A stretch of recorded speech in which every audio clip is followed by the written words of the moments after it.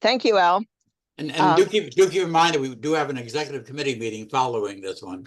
Okay. We are so pleased to have Herb Tillema as our speaker today, addressing America and the world, the MAGA threat.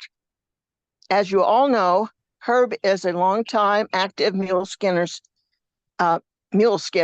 including previously serving as Muleskinners president.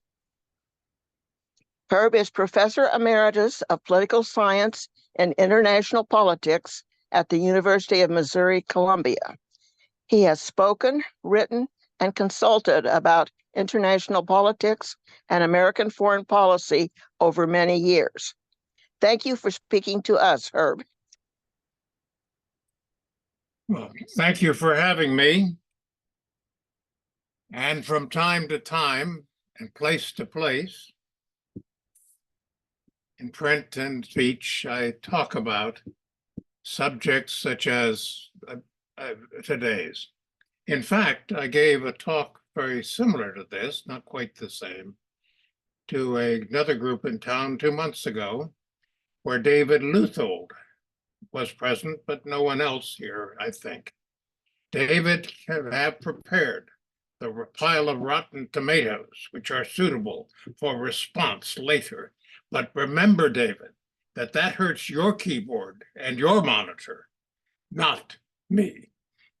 Anyway, I have warned repeatedly over many decades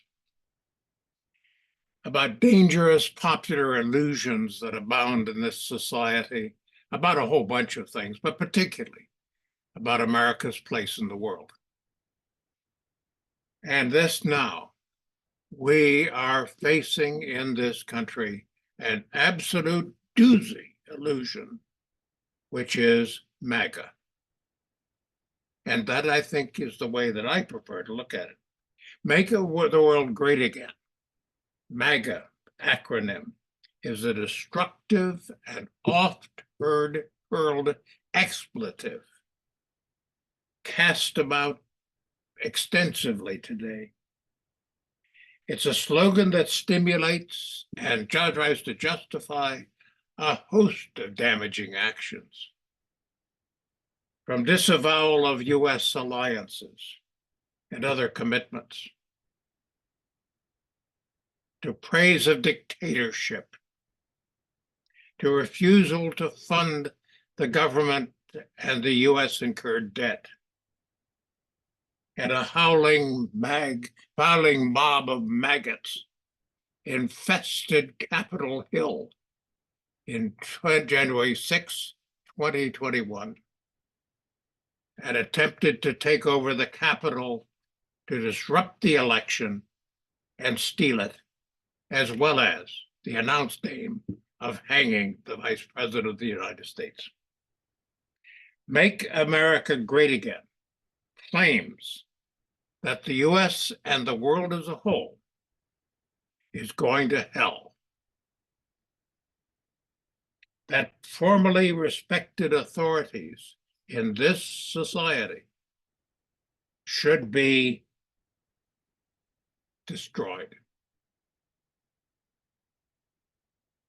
MAGA complains simultaneously about the U.S. and the state of the world, about inflation, about immigration, about costly defense and foreign aid, about foreign ownership of U.S. property, real and otherwise,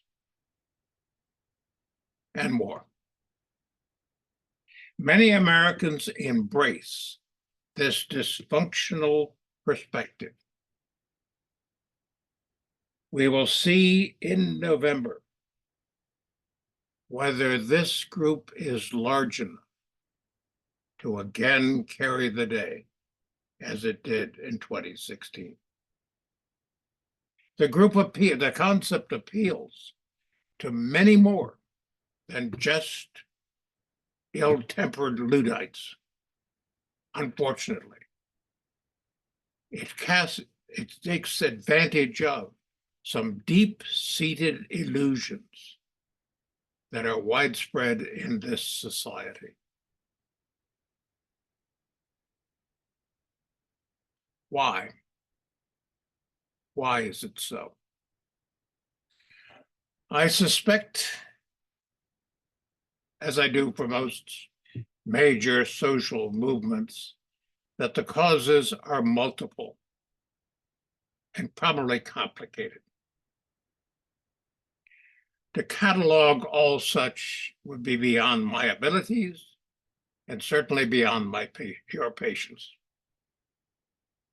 I will therefore focus only upon certain popular American illusions about where America stands in the world today and where it has stood in the past, which illusions make many Americans vulnerable to the appeals of unscrupulous fearmongers.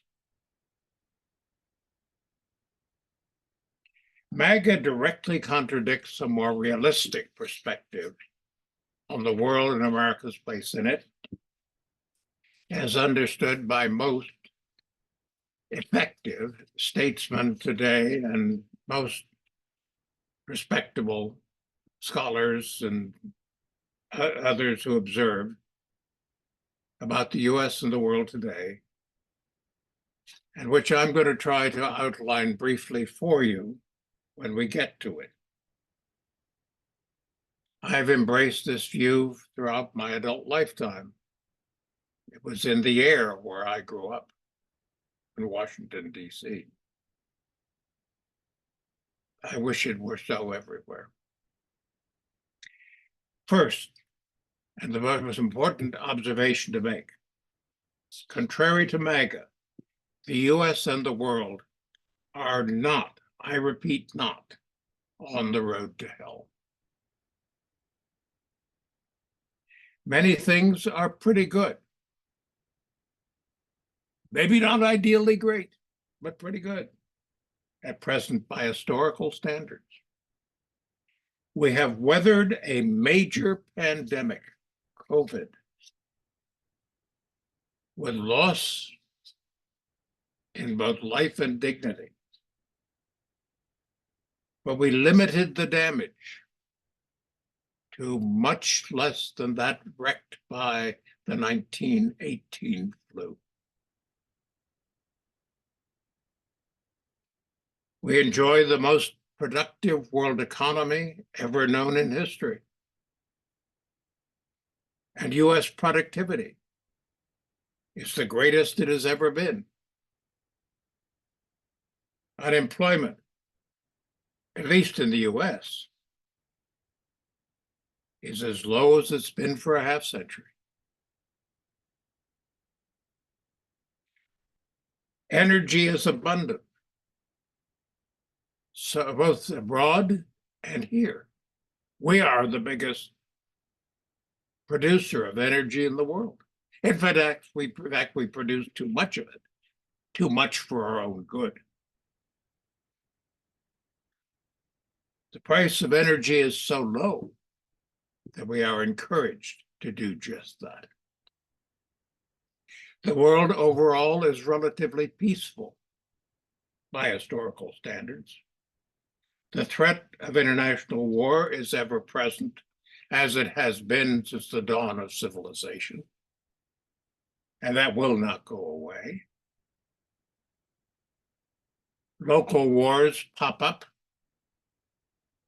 with distressing frequency, from Ukraine to the Gaza Strip and elsewhere. Yet we have, since the end of World War II, many decades ago, avoided the kind of war between great powers which has bedeviled international society as far back as we can document it. At least for these years, and that's a longer period between than I can see in any records for the last 2,000 years. Nuclear weapons remain among us, or weapons of our time, available to many more states than initially, and more may come. But so far, there has been a tacit bargain that those weapons shall not be used for any purpose. We worry some that some states may be tempted, especially if they are most hard-pressed. We wonder about Israel in that regard, about North Korea, about Iran, when she gets them, as she still will. This degree of peace cannot be taken for granted, but we should regard it as a gift. All is not necessarily good in this world. There are real problems here. Some individuals clearly suffer and are truly deprived. Some serious world issues are not being adequately addressed. But we have good reason to believe that the beneficial action is possible to address, if not completely make the problems go away, if only we resist the temptation to succumb to MAGA. Extravagant dissatisfaction may owe in part to two particular American illusions: that Americans can and should ignore any foreign issue as it chooses. Illusion one. Or that America can and should dominate any issue it chooses to take in hand. Another illusion. These illusions may be explicable, but are not justified intellectually or morally by the long period of special privileges the United States has enjoyed in its past. Many Americans ignore that we have been privileged to an extent that few great powers of history ever have,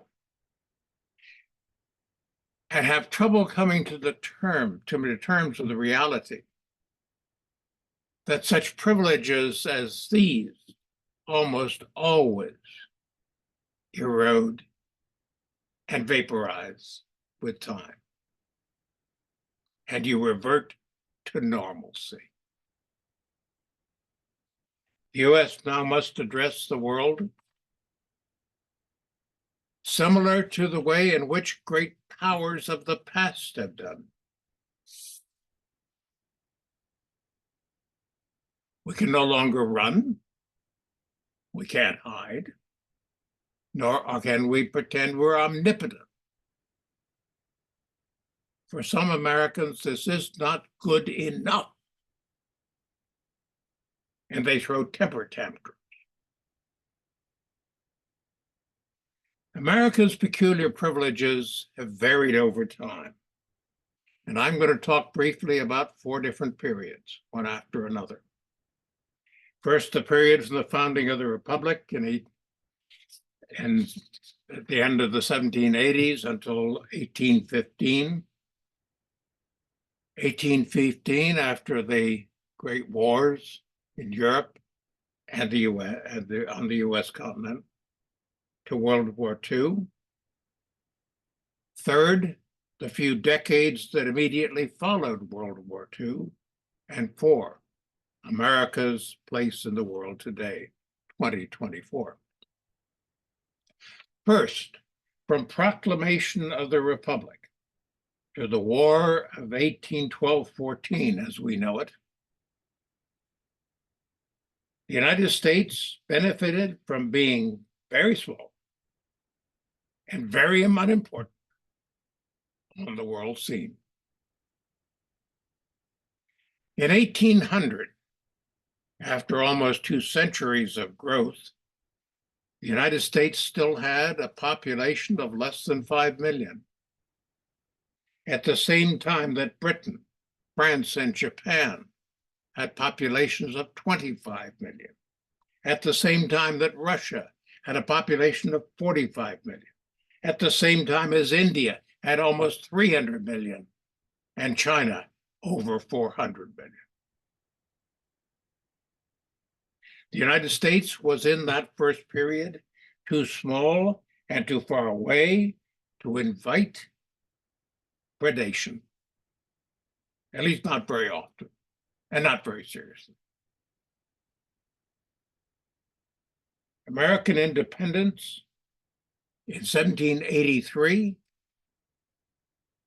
owes greatly to the fact that Britain gave up. The war had become consequential in the same way Vietnam did here in 1760s and 70s, the 1960s and 70s. Many British leaders, including importantly George III, thought that America was not worth the cost. The US was potentially vulnerable in the early years, of course, due to its great weakness, and Britain very nearly recaptured the place in the war we know as the 1812 or 1814 war. Luck saved weak America again.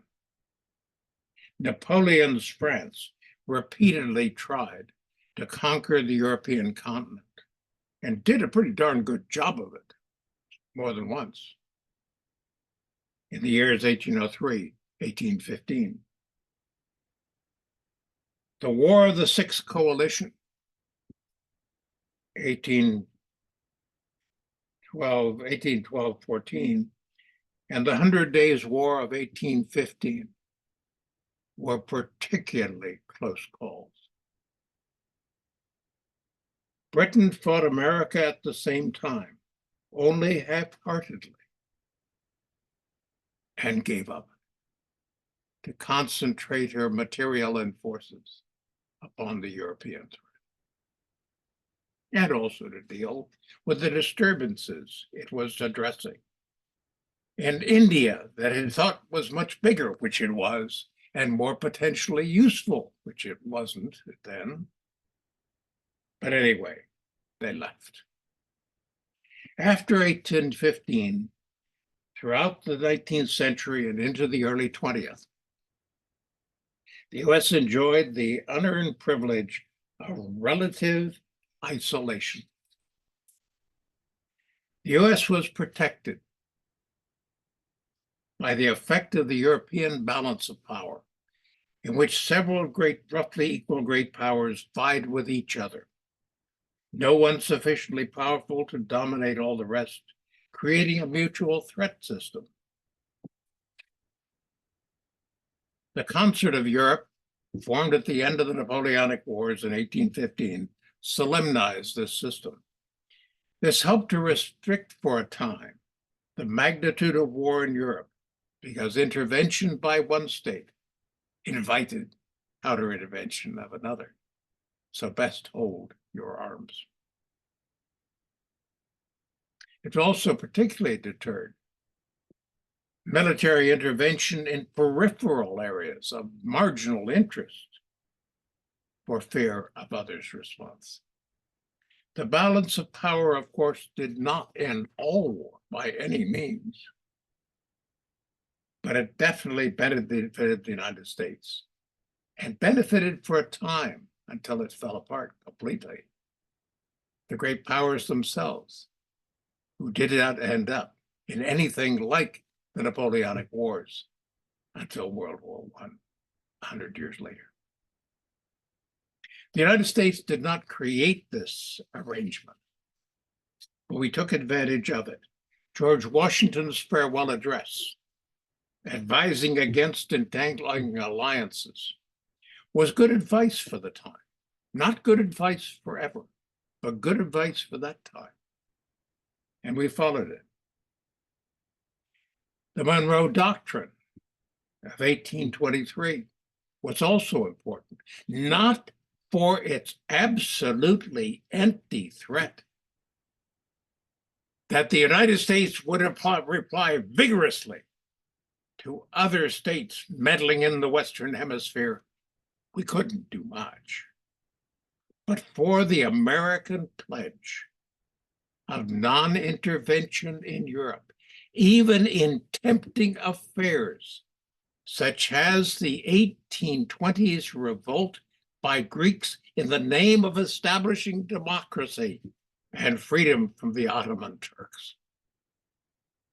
And we held back and promised to do so, and did so elsewhere as well. The situation changed partially by the end of the 19th century, but this did not eradicate America's privilege of isolation, nor end American illusions bred of it. The US population and the American economy grew, especially after the US Civil War. By 1900, the United States had sufficient resources to be a candidate great power. But it did not act like one, at least not consistently, until World War II. The United States continued to refrain from foreign alliances. It joined World War I, not as an ally, but as an unallied co-belligerent, so described. Because interestingly enough, we had close ties to Germany, at least to the extent that we had them with Britain and France. A measure of that is, I discovered on a day in 1965 when I went to work for the Defense Department as a junior McNamara whiz-kid. And I had an office in the old main Navy building, a temporary structure raised in World War I to house the war effort to beat the Kaiser, they said. And in that first day, by noon, I had reason to go to the head. And there I noticed the exposed cast iron plumbing, highest quality I'd seen in decades, built in 1917. And upon the pipes was embossed the name of the manufacturer, Krupp, the great German steelmaker. Anyway, enough. The US also eschewed high titles for its diplomats, did not behave as great powers did, and named them, at least for other significant parties, ambassadors, and housed them in things called embassies. The United States refrained from the name by stating often that kings send ambassadors, democracies send only envoys and ministers. And this was formally defined in the Congress of Vienna as a lower status term in 1815. We did not establish ambassadorships, any at all, till 1893, and not much until we got to World War II. The first American ambassador to Canada and the first declared embassy there was founded only in 1943. At least three persistent factors carried privilege of isolation into the 20th century: geographic isolation, military technology which favored defense, and we had a relatively self-contained economy. Before the US Civil War, the United States was not much significant in foreign investment or trade. We were big at a few things. We sold tobacco, we sold cotton, whale oil in abundance, and beaver pelts. Poor beaver. They were decimated in the interest of European-made high tall hats. The Civil War changed some things, and the United States expanded and industrialized. But the United States industries produced almost entirely for the US market. From 1867, when we started recording numbers, until a full century later in 1868, imports into the United States were always less than 3.5% of US consumption, and our exports always less than 3.5% of what we produced, at the same time that other great powers in the world normally traded imports and exports each at 15 to 20% or more.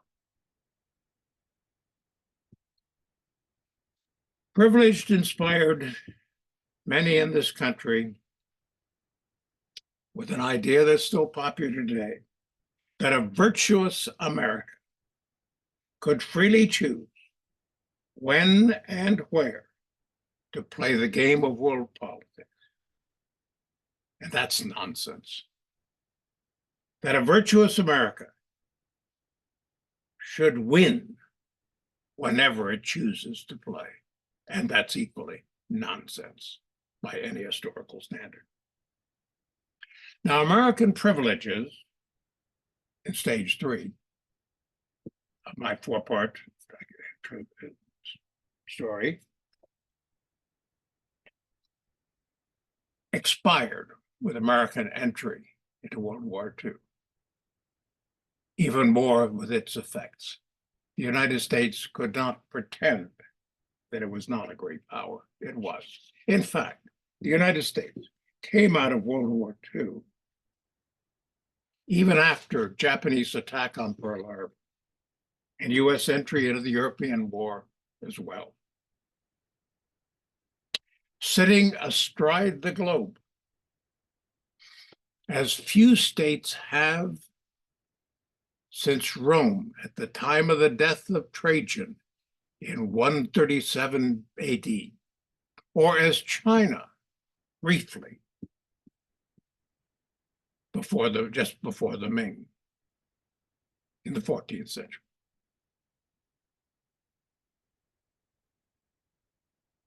This is because World War II was fought all over the world, except within the continental United States. We did not suffer the kinds of damage wreaked upon others, which destroyed civilized society very near in many places. Yes, the United States lost almost 400,000 service persons. And that's a lot, plus a few civilians. But this is a small fraction of the possibly 50 million people who died, civilians and soldiers, during World War II as a whole.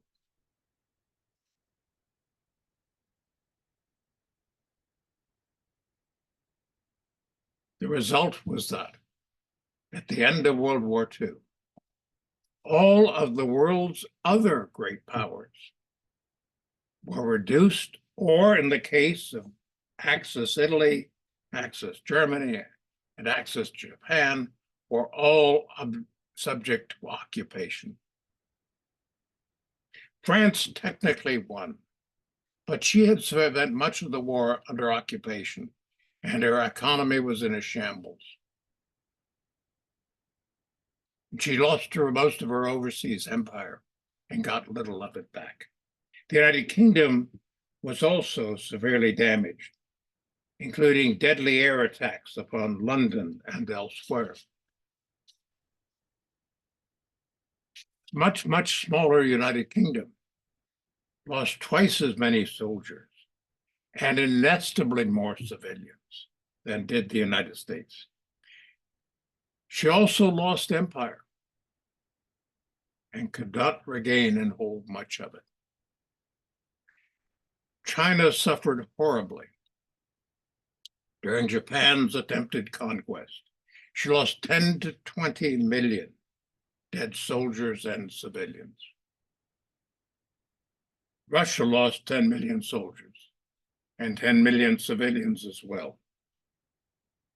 Many cities and many other places in Western USSR were devastated, due mainly to damage wrought upon others during World War II. The United States ended up at the end of it with dominant shares of many of the world's politically meaningful resources. 50% of the world's gold used for currency purposes was US held in 46. 40% of all goods and services produced in the world were produced by the 5% who were Americans. Occupation and oversight of what resembled a worldwide empire was briefly the US lot. We were the only possessor of nuclear weapons for a few years. New intergovernmental organizations were formed, which assisted and functioned by US dominance. The United Nations Security Council accorded veto rights to 5 great powers, to the US, United Kingdom, France, and China, and the USSR, but all but USSR were under US dominance in the 1940s and into the 50s. In fact, the UN General Assembly as a whole, representing all UN members, included only those who had been allies in the United Nations alliance of World War II. And that meant that as late as 1954, more than half of the members of the United Nations General Assembly were formal, by treaty, military allies of the United States. The United States took directorship and voting rights disproportionately in the World Bank and dominated the International Monetary Fund, which enshrined the US dollar as the reserve currency of the world for trading countries for everything. Extraordinary privileges facilitated worldwide US influence for a time beyond what is usually available to ordinary great powers of history. The US could impact almost all other governments of the world in ways and to extent that no one could affect the United States. In fact, the United States was roughly equal in power to the rest of the world combined.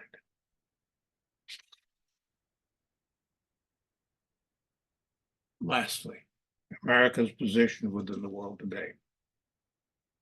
Extreme concentration of power is not unknown after major wars. Nothing like this often, but sometimes notable.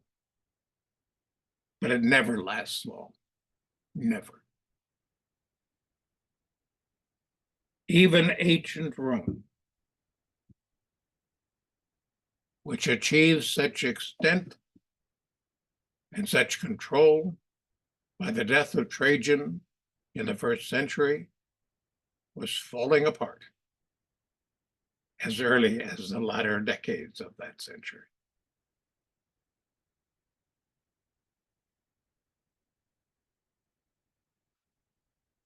To fend it off, or at least to forestall its come, one of Trajan's acts was to mark the boundaries of the empire across the British Isles. What did he do to keep those terrible, foul-smelling Scots out?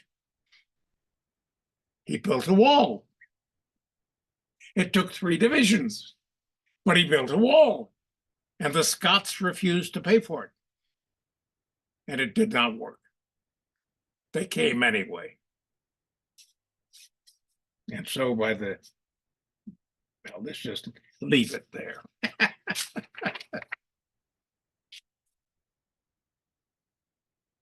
Nearly all societies badly damaged by World War II eventually recovered. The US now produces 20% of world gross product, not 40, half the percentage. That's still huge. That's still a bigger chunk by a notable amount of anyone. The United States dollar dominates a declining portion of the world economy, but it still dominates most of it. The US now depends upon world trade, much as others have done, for a sixth or a fifth of what we enjoy. The US is still the #1 power in the world by many measures, and no other single country is likely to surpass it in the foreseeable future. Certainly not China. China has a large economy, it is true. It's about 60% of the American size.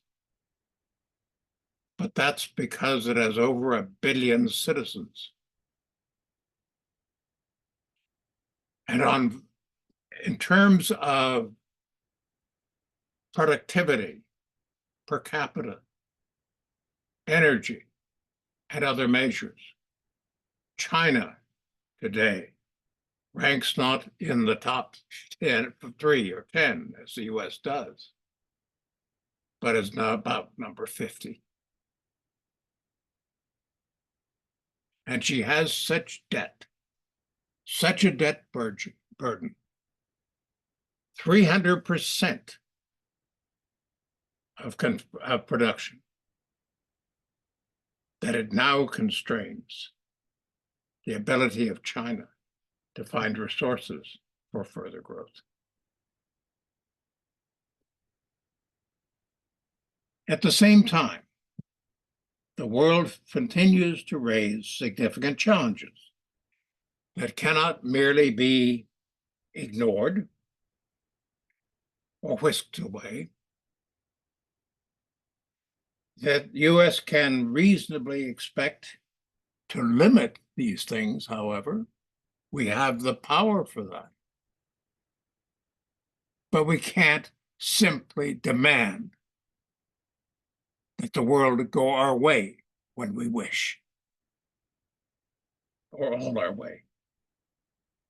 With will, with unity and good sense, we can sensibly, combined with others, take steps that help to make things better and help to avoid things getting worse, which is what we're doing in Ukraine. But that's it. Being #1, pretty good. We get advantages from that. But #1 does not mean what it used to. Many Americans, maggots in particular, indulge in pseudo-nostalgia. They yearn to don an old set of clothes that has faded and partly worn out, which on top of that no longer fits them. And they do not have the know-how to repair it.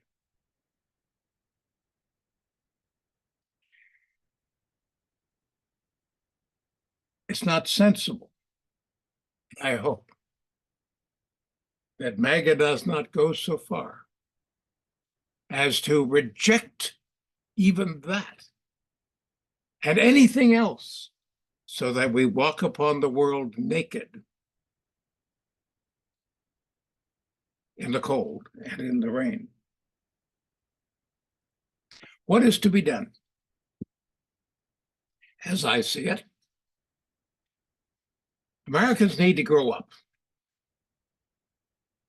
It's past due. We need all to accept that America's unilateral power is great but limited. We must also recognize that America must often cope with problems that it doesn't want to, that it would prefer to avoid, thrust upon us by choices of others, including serious problems that lack commendable solutions. It is necessary to look realistically at the world.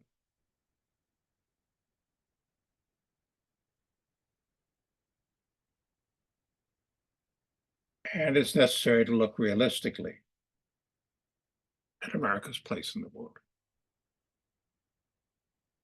Americans today, more than ever, must play the game of world politics well and consistently in order to advance worthy aims and to avoid losing our shirt.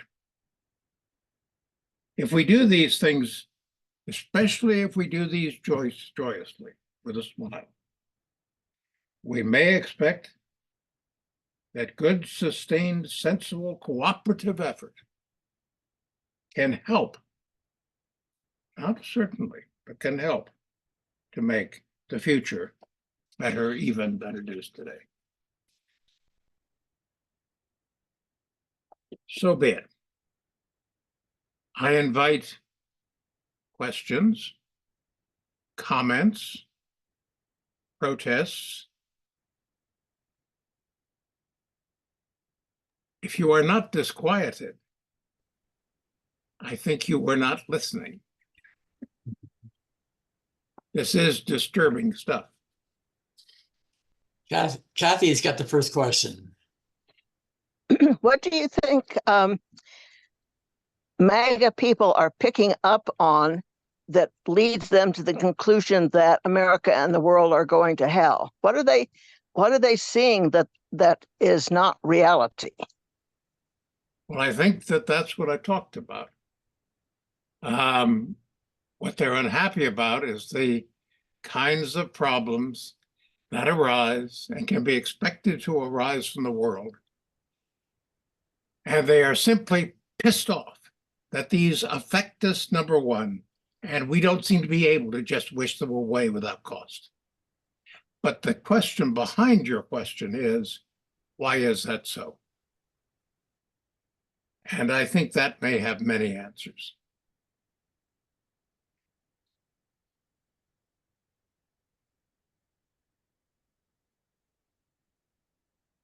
Do you have any of those answers, or? Well, there is a point to be made about an objective factor in this society,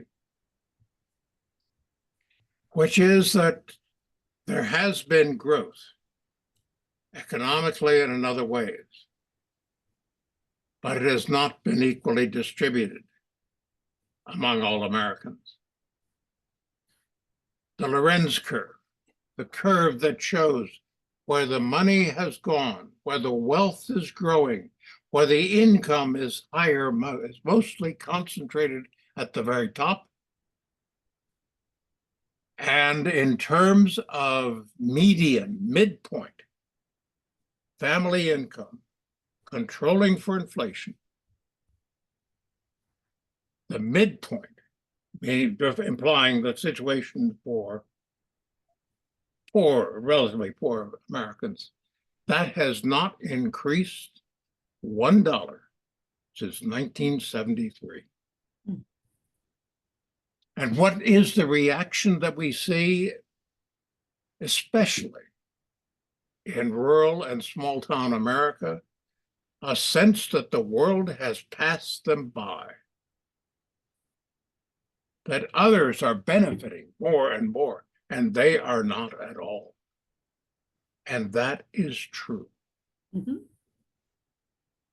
It's with pleasure I see the Biden administration belatedly taking on antitrust again, because that's been ignored throughout most of the post-World War II period by administrations, Republicans and Democrats.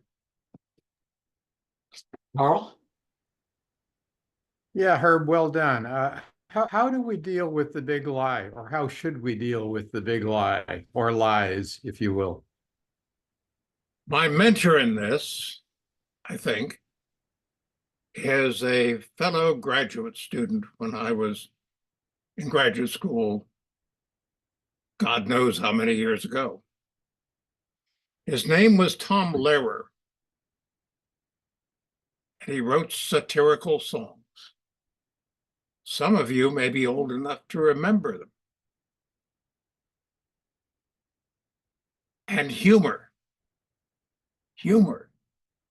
is one of the traditional methods for dealing with pomposity and ridiculousness and so forth.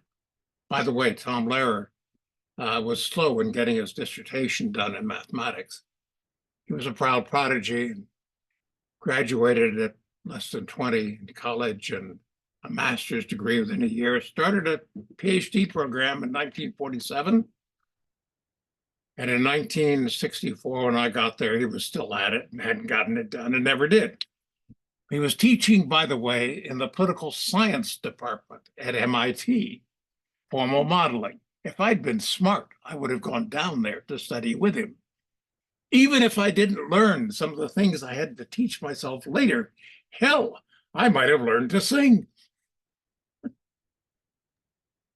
It took me almost that long to get mine, but would it be unreasonable though for MAGA proponents, especially those that don't have that deep historical knowledge and background, to say, well, the reason that we're not doing well is because the United States has gone from 40% of the world's economy down to 20%. And how do you reverse that or stop that belief? Well, there is a good bit of ignorance involved in this as well. And it's disturbing to remember that by the common estimate of manpower specialists around the globe, 25% or so of the American adult public learn nothing in school after they became teenagers. They do not read. Some of them may end up as Missouri legislators, but they still can't read and write. And so what information as is abundantly available with a little effort that would tell you of the fallacies, they do not touch. And that's reinforced a bit by those who celebrate ignorance, like the late Rush Limbaugh and Donald Trump.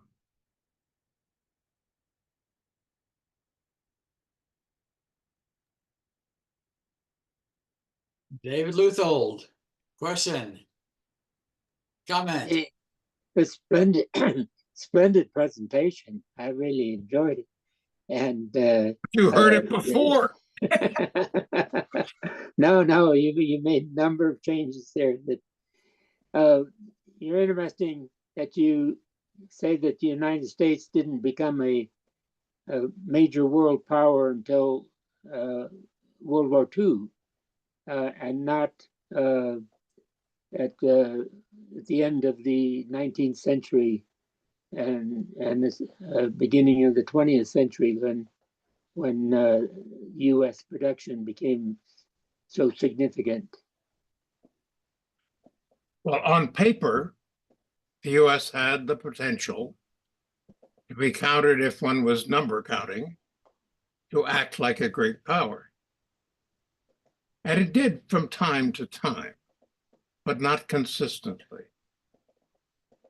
It even refused, as we know, to join the League of Nations in any form and other things. And it was not really until World War II weighed down upon us, and the World War II began actually in the 30s. That's when the fighting started in East Asia. A little later in 39 in Europe. And this is when we began to act consistently as a great power. Attitudinal constraints were big. The nonsense was huge. And I regret very deeply the things that were not done. There was an effort among great power diplomats and statesmen in the late 19th century and early 20th to build a consultative forum where there would be diplomatic intervention. And every little crisis, every crisis of a certain scale, of course, but in order to try to mediate, moderate, or even arbitrate that situation, and the little wars would not grow big.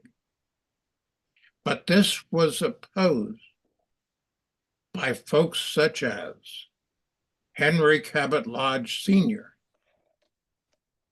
who incidentally received the first PhD in political science, any PhD in the Western Hemisphere for work done here, and a founder of the American Political Science Association, as well as enemy of Woodrow Wilson.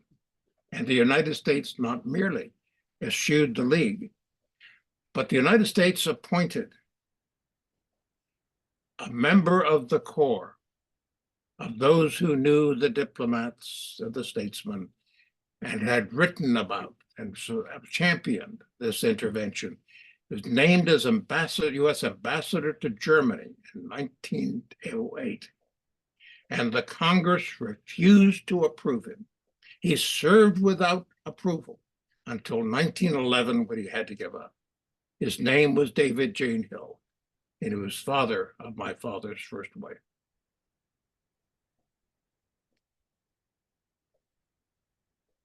And so there was not the intervention Alice?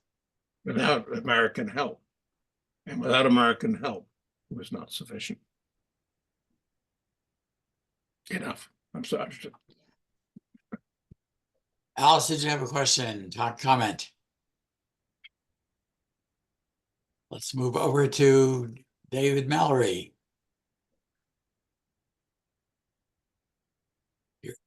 You're silenced.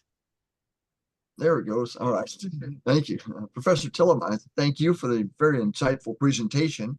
Assuming the worst case scenario that Donald Trump and the MAGA movement returns to power in November, please gaze into your crystal ball and give us your expectations of how the world political situation will change over the coming years. You overrate my crystal ball. Unfortunately, it is obscured by spit as I utter expletives about the latest words from the MAGA crowd. If it is that if MAGA fully takes over, and it could, all I can say is we're in deep shit, to use a technical political science degree. So work hard, pay hard, and try to get through to the people of otherwise accessible goodwill who might otherwise make the mistake of voting for Trump and the Republican candidates, because we really need this control, not just the presidency, but the Senate and the House and state legislatures too, if we can. Alice, this will be our last Okay, question. I'm unmuted now. This is a long question I've had, and with your historical knowledge, why did we not help England and France after the war that were so devastated? Instead, we helped Germany. which helped boot them to be a stronger economic power. But our allies, we did not help. What was the politics of the time that let that happen? Well, I don't think it's fully accurate to say that there were not benefits to England and to France. The Marshall Plan was broad, and there was much spent before that. In fact, the United States did cancel the American French military mission that supplied the Free French Army during World War II, and upon which it was dependent, incidentally, which the executive director of that was an aunt who helped raise me. Otherwise, the German occupation involved a military presence which was deemed necessary in the face of resistance, because there was an ongoing low-intensity war in Germany that lasted until well into 1947, with hundreds of deaths. And a military presence was maintained there. But do understand that what was available in Japan was not available in Germany. In the case of Japan, the occupation was done indirectly because leftovers from the Magi, toppled by the Showa in 1928, leading to World War 1930s expansion. The Magi came forth, and even in Hiroshima, took over local operations. So anyway, I think Okay. we hated them all. Okay. But we didn't hate them in the recapture. We were elected to hate them in the recapture of colonies. And that's Thank you, Herb, for an enlightening presentation and discussion. Thank you. And Reluctant I am to talk. and we will go into our regular meeting. Is there anything for this meeting?